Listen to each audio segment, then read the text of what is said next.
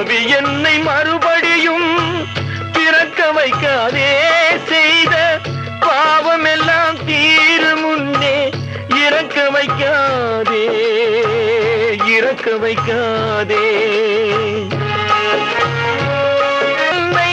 நிறுத்தி வைக்காதே, பாவத்திற்கு கூலி தன்னை நிறுத்தி வைக்காதே.